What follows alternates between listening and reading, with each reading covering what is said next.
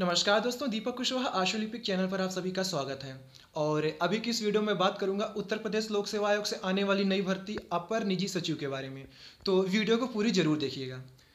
तो यही हुआ कि कल हम लोग आयोग गए हुए थे प्रदर्शन करने के लिए, ताकि हम लोग की भर्ती का विज्ञापन जल्द से जल्द जारी हो सके। और ये हुआ कि अध्यक्ष या फिर सचिव साहब से मिल करके अपनी सारी बात कर सके। साहब 8 साल हो गया हम लोग की भर्ती अभी तक नहीं आई, और आप हमेशा झूठा आश्वासन ही देते रहे कि इस महीने हो जाएगा, उस महीने हो जाएगा, लेकिन आज तक भर्ती कुछ आता पता नहीं चला। और फिर ये हो रहा था कि परीक्षा कैलेंडर आने वाला है, यही अभी हफ्ता भर में आने वाला है। तो कम से कम अगर कैलेंडर में अपनी परीक्षा तारीख भी आ जाती है तो ये रहेगा कि हाँ चलो निश्चिंत हो जाओ कि अब भर्ती तो आने ही वाली है।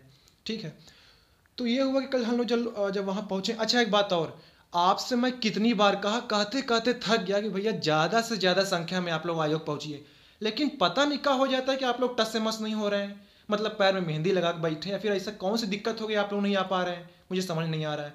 फिर हम तो यही समझे कि लगता है शायद कोरोना की लहर आई थी इतनी भयानक, क्या पता सब उसी में निपट गए हों। क्योंकि सोचने की बात है, ये देखिए कम से कम 30-32 लोग आयोग आए हुए हैं। मतलब इलाहाबाद में लड़कों कमी पड़ गई, सिर्फ 32 ही लोग आ रहे हैं। मतलब यही 32 लोग सचिवालय जाएंगे, बाकी से तो कुछ मतलब है नहीं। लगभग 270 पद है। ठीक है ना, अभी भर्ती आ जाए तो चपक के फॉर्म पड़ेगा। फिर तो जिसको शॉर्ट हैंड नहीं आता वह भरेगा, कहेगा हम काहे पीछे रहे, हम भरेंगे कि हम मजा लेंगे भर्ती का। मतलब तब ये आलम होता है। और जब आप लोग के लिए कहा जा रहा है कि आइए आइए, जबकि बस आप लोग को आना ही है और कुछ नहीं करना है, बस उनको भीड़ दिखाना है कि हाँ लड़के हैं, परेशान हैं, बस यही इसी चीज़ के लिए आयोग बुलाया जाता है।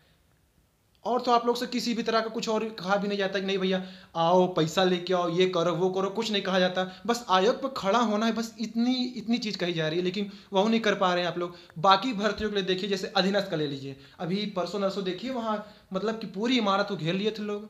वो लोग अपनी सारी मांग भी पूरी करवाए हैं। शिक्षक भर्ती चल रही है, देखिए उसके लिए प्रदर्शन चल रहा है अभी चपक के लखनऊ में।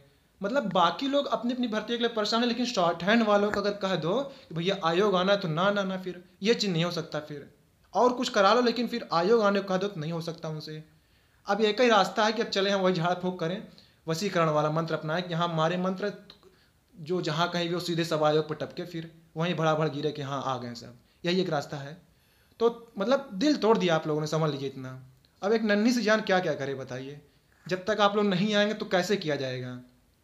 तो समझिए थोड़ा, शर्मिंदगी महसूस हो, मैं इसीलिए कह रहा हूँ, महसूस हो ना महसूस हो तो इसका बार बार सुनिए, महसूस कराइए। तब और ना हो बताइए, फिर अगली वीडियो में कहेंगे, लेकिन कहेंगे जरूर, क्योंकि आप लोग आयोग आए नहीं, दिल तोड़ दिए, समझ लीजिए इतना है। खैर, तो जब हम लोग काउंटर पे पहुँचे तो यही कहा गया कि सर हम लोग पहले से बताए हुए थे कि 4 तारीख को आयोग आ रहे हैं, और ज्ञापन भी दिए थे और सूचना भी दिए थे पहले से कि ऐसी ऐसी चीज़ें हैं। उन्होंने कहा ठीक है दिखाओ क्या कुछ कैसे। तो जब सब कुछ दिखाया गया तो उन्होंने कहा कि ठीक है अंदर बता दिए हैं, अंदर से जो जैसा होता तभी आपको बताया जाता है। तो आधे घंटे बाद बोले कि ठीक है कोई अधिकारी आपसे मिलने के लिए आ रहा है। हम लोग इंतजार करते रहे, तकरीबन 1.5 घंटा इंतजार किए। तो फिर उन्होंने कहा कि ऐसा है, अंदर से कोई नहीं आ रहा है, आप में से कोई अपना 3 लोग चुन लीजिए जो प्रतिनिधित्व कर रहे हों। तो आप में से 3 लोग को अंदर चलना है, आप अपना चुन लीजिए कौन कौन अंदर जाएगा। फिर यह हुआ कि मैं गया, उमेश भैया ये थे, और ये महताब आलम, हम 3 लोग अंदर गए। तो आयोग के अनुसचिव हैं, उनका नाम है धर्मेंद्र कुमार त्रिपाठी जी। ठीक है, उन्हीं से हम लोग को मिलवाया गया। तो अब देखिए उनसे क्या क्या बातें हुई, जैसे बात हुई सारी चीज़ें वैसे ही आपको बता रहा हूँ। ठीक है ना, काट छाट कुछ नहीं, थोड़ा संक्षिप्त में बताऊंगा लेकिन पूरी बात बता दूंगा। ये हुआ कि उन्होंने पहले अच्छा, बड़े समझदार आदमी लगे, सारी चीज़ समझ रहे थे वो। पहली बार आयोग जाकर ऐसा लगा कि हाँ कोनो आदमी ढंग का मिला हम लोग को, जो हम लोग की बातों को समझ रहा है। इससे पहले जब जाते थे तो जो भी आते थे उनको मतलब नहीं रहता था, वो हवा में बात करते थे। तो ये पहली बार ऐसे कोई आदमी मिले कि जो ढंग से बात किए हो, सारी चीज़ों को समझा इन्होंने। ठीक है, और ये हुआ कि उन्होंने कहा पहले कि 2010 एपीएस के बारे में। हमने कहा सर उससे कोई मतलब, उन्होंने कहा पहले सुन तो लो हम लोग जो जो कह रहे हैं। उनका कहना देखो एपीएस 2010 में क्या चल रहा है उससे हमसे कोई मतलब नहीं है, हमारा काम है भर्ती देना, भर्ती कराना, बस हो गया। सारी चीज़ें हम लोग ने भेज दिया शासन को, अब सरकार जो करना चाहे उस पर करे, कि क्या सीबीआई जांच चले, जो चल रही है वो सीबीआई जाने। अब ठीक है, एपीएस 10 का आयोग से कुछ नहीं रह गया। एपीएस 13 की ये चल रहा है कि ये मामला अभी न्यायालय में चल रहा है, न्यायालय ने भर्ती में रोक लगा दी है, तो आगे जो भी न्यायालय फैसला देगा उसी हिसाब से आगे चलेगा। ठीक, अब बात आती है अपनी नई भर्ती पर। उन्होंने कहा देखो हमको तो अधियाचन मिला हुआ है, ठीक है, सारी चीज़ें भी तैयार हैं, दिक्कत एक जगह से आके फंस गई है कि शासन ने ये कहा कि CCC आप अनिवार्य रखिए कि अगर कोई लड़का CCC किया हुआ है तो वो भर्ती के लिए योग्य है, आवेदन करेगा। तो आयोग ने कहा कि चलो ठीक है, ट्रिपल सी आप रख रहे हैं, अच्छी बात है, लेकिन इसकी समकक्षता को भी लेकर के कुछ स्थिति स्पष्ट करिए, क्योंकि ऐसा तो है नहीं कि लड़का केवल ट्रिपल सी ही किया होगा, किसी के पास पीजीडीसीए हो, ओ लेवल हो, या फिर कोई और बड़ी डिग्री हो, तो वो भी तो इसके लिए आवेदन करेगा। अब वो अगर नहीं कर पाएगा तो वो जाएगा न्यायालय की शरण में, और न्यायालय से वो जीतेगा ही जीतेगा। ये चीज़ उन्होंने कही, ठीक है। तो फिर भर्ती लंबी खींचेगी और देर तक चलेगी सारी चीज़ें। तो उन्होंने कहा कि आप ट्रिपल सी रखिए और उसके साथ ही साथ में इसकी समकक्षता को लेकर के सारी चीज़ें बताइए कि हाँ, समकक्ष में हम ये प्रमाण पत्र लेंगे और इन इन जगहों से किया हुआ प्रमाण पत्र लेंगे। आप उन उन संस्थानों के भी नाम उस नियमावली में दर्ज करिए कि उत्तर प्रदेश में या फिर जहाँ कहीं जो कुछ भी जैसा भी हो, आपके ऊपर है, सरकार के ऊपर सारी चीज़ें होती हैं, ठीक है। तो आप ये चीज़ साफ साफ स्पष्ट करिए कि हाँ, इन इन जगहों से अगर किसी के पास कंप्यूटर का ये प्रमाण पत्र है तो वो इस भर्ती के लिए योग्य है, आवेदन कर सकता है, ताकि भर्ती कोर्ट में भी ना जाए, फंसे भी ना, और सारी चीज़ें बड़ी जल्दी से हो जाएं। तो कहने का मतलब ये है, ट्रिपल सी अनिवार्य है और इसके समकक्ष में यही स्थिति स्पष्ट हो जाए कि हाँ, कौन कौन से प्रमाण पत्र और किन किन संस्थानों से मान्य हैं।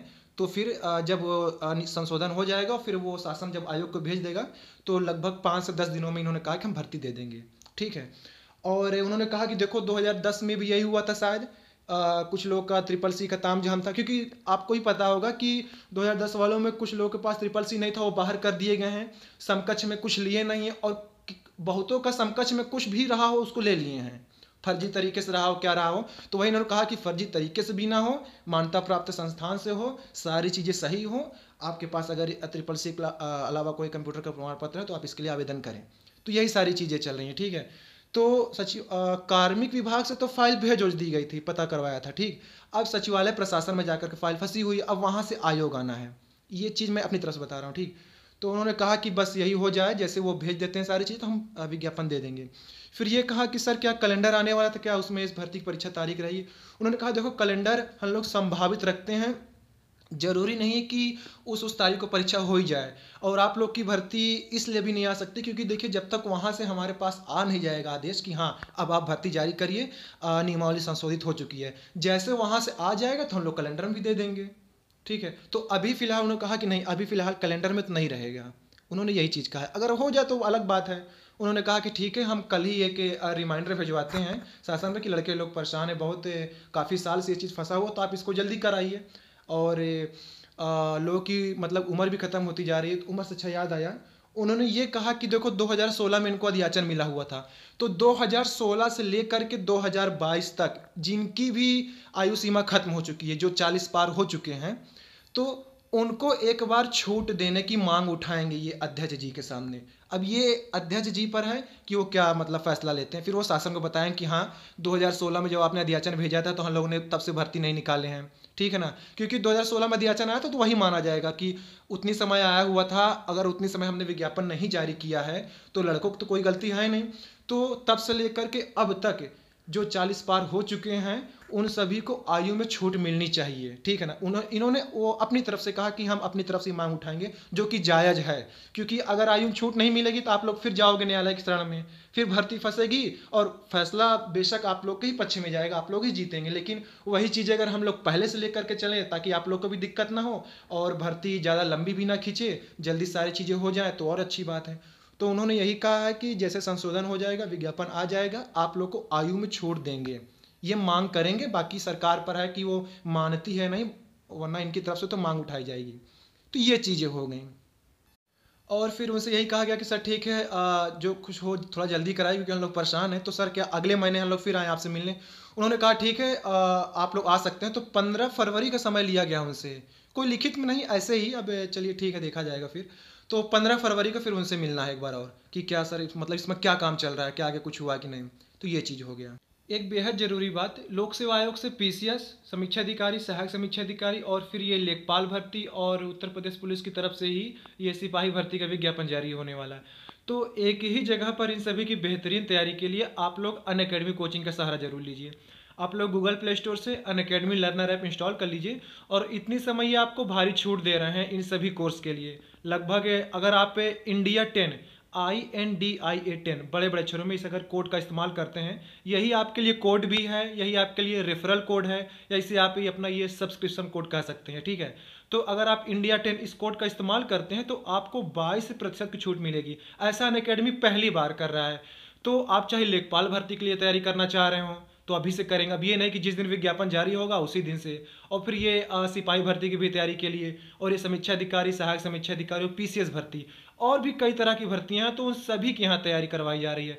तो आप अनअकैडमी से जरूर जुड़िए, और अगर आप कोर्स खरीदते हैं तो आपको उसमें ये भारी छूट दे रहे हैं। ऐसा अनअकैडमी पहली बार किया है तो आप लोग इसका जरूर फायदा उठाइए। तो आप यूपी पीएससी और यूपी ट्रिपल एससी इसी के नाम से इस कोर्स को खरीद सकते हैं।